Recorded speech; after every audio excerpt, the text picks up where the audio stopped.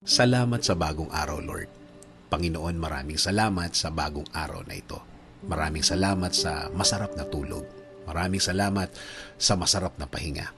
Alam ko po, Panginoon, na ako'y binantayan ninyo at inalagaan ng buong magdamag. Haharapin ko po, Lord, ang araw na ito na puno ng pag-asa sa aking puso't isipan, sa aking buong pagkatao, sa aking buong araw ngayon. Alam ko po, Lord, na hindi mo ako iiwan ngayong araw na ito at patuloy niyo akong sasamahan at bibigyan ng guidance. Maraming salamat dahil ginising mo ako ngayong umagang ito at alam kong ang araw na ito ay magiging blessed dahil andyan ka, Lord. Punuin niyo po, Lord, ng kasiyahan o joy ang aking puso. Ipaalala niyo po sa akin kung gaano ako ka-blessed sa araw na ito. Lagyan niyo lagi ng dahilan ang aking kasiyahan at mga dahilan kung bakit magiging thankful po ako.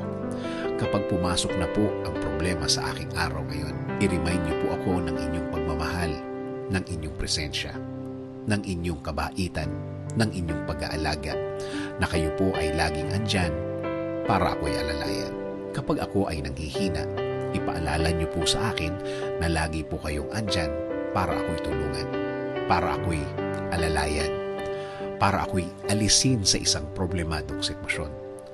Lord, kapag naalala ko ang aking problema, please remind me that you got me, that everything will be okay and fine. Please remind me also of my purpose. Kung bakit ako nasa mundo, kung bakit ako nabuhay, kung bakit ako andito para sa araw-araw, para paglingkuran kayo at mahalin. Kasama na ang mga nagmamahal sa akin at nagpapahalaga na kayo pa din ang dapat masunod sa aming buhay.